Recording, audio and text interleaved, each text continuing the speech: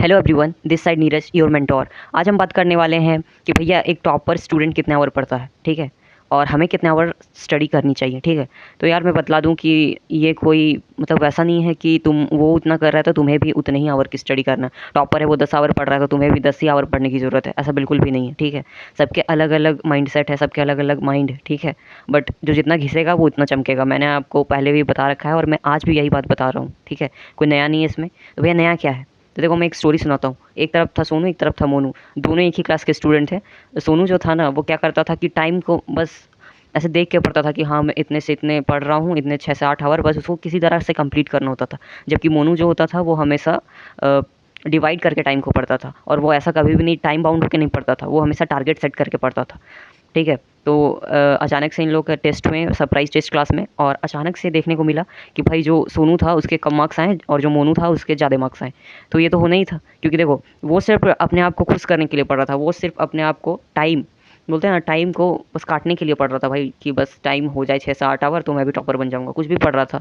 तो ऐसा नहीं पढ़ना है कभी भी, आप लोगों को ऐसे टाइम बाउंड होके कभी भी नहीं पढ़ना है। मैंने अपने पिछले वीडियोस में भी बताया, अभी भी मैं यही बता रहा हूँ। दूसरे बच्चे को देख के कभी भी कंपैरिजन नहीं करना है। आप जो है वो खुद ही यूनिक हो, ठीक है। तो सबकी अलग अलग मेंटेलिटी है, सबकी समझने की क्षमता अलग है, तो कभी भी आप एक दूसरे को लेके कंपैरिजन मत करो, ठीक है। तो टाइम बाउंड होके कभी भी नहीं पढ़ना है, हमेशा टारगेट सेट करना है और टारगेट को कंप्लीट करने के लिए पढ़ना है। कोई भी बोल दे कि भैया मैं टॉपर हूँ, मैं 10 घंटा पढ़ता था। कोई बोलता है कि भैया मैं तो टॉपर था लेकिन मैं 6 घंटे पढ़ता था। आपने बहुत सारे से इंटरव्यू देख रखे होंगे, जो बोलता था भैया मैं 12 12 घंटे पढ़ता था। लेकिन कुछ लोग ऐसे भी होते हैं जो बोलते हैं कि नहीं, मैं सिर्फ दिन के 6 घंटा पढ़ता था और मेरे अच्छे रिजल्ट आए हैं। तो बेसिकली ये डिफरेंस है कि सबका अलग अलग मैंटेलिटी है, सबका अलग अलग टाइम है जो पढ़ते थे। कोई शाम को पढ़ता है, कोई अर्ली बर्ड होता है, कोई नाइट आउल होता है। तो भैया सब में डिफरेंस है। तो टाइम कभी भी ये डिसाइड नहीं करता है कि तुम टॉपर बनोगे या नहीं बनोगे, ठीक है। तो टाइम बाउंड होना ही नहीं है कभी भी कि टाइम को लेके इतना से इतना घंटा ये पढ़ना है, नहीं। टारगेट सेट करो कि हाँ एक दिन में मुझे ये चीज़ें करनी है, एंड टाइम डिवाइड करके पढ़ सकते हो, ठीक है। कि भैया मतलब जैसे कि सुबह रात सोने से पहले टारगेट बना लिया है। अगर आपने वो वीडियो नहीं देखा है तो प्लीज़ जाके देख लें। तो मैं बेसिकली एक समरी टाइप से बता देता हूँ कि मैंने उस वीडियो में क्या बता रखा है, ठीक है। देखो मैंने उस वीडियो में ये बता रखा था कि तुम डिवाइड करो टाइम को शेड्यूल में, ठीक है। जैसे कि 3 घंटा, 2 घंटा, 1 घंटा का ऐसे करके तुम डिवाइड कर सकते हो 6 घंटे के लिए, ठीक है। तो उसमें क्या हो सकता है कि तुम सुबह उठो, जो जो तुमने रात को डिसाइड किया है वो करने लग जाओ, ठीक है। जैसे कि मैंने बोला था कि हर एक दिन मैथ्स पढ़नी है, तो पहले मैं मैथ्स से स्टार्ट करता हूँ। चलो मैथ्स लेके मैंने 1 घंटा पढ़ लिया, अपना कुछ रिवीजन कर लिया, तो मैथ्स का मेरा कंप्लीट हो गया, ठीक है। वैसे ही फिर दूसरा टारगेट सेट करना है। ये नहीं कि भैया मैं 6 बजे उठूंगा, मैथ्स पढ़ूंगा, ठीक है। और मान लो किसी दिन अगर 7 बजे उठ कर जाते हो तो बहुत डिमोटिवेट और रिग्रेट फील होता है कि भैया मैं तो उठ ही नहीं पाया, इसके वजह से मेरा पूरा दिन खराब हो गया। तो आपको ऐसा बिल्कुल भी नहीं करना है। जो भी करना है एक प्लान वे में करना है, हमेशा अच्छी चीज़ों को रहना है, ठीक है। अगर किन्हीं से टू डू लिस्ट मेंटेन नहीं हो पा रहा कि भैया मैं तो डेली के डेली ये नहीं कर पा रहा हूँ, ठीक है। आपने 5 प्लान बनाया था कि भैया मैं आज ये करूँगा, कोई 5 में से 4 ही कंप्लीट हुआ है, it's okay, it's totally normal.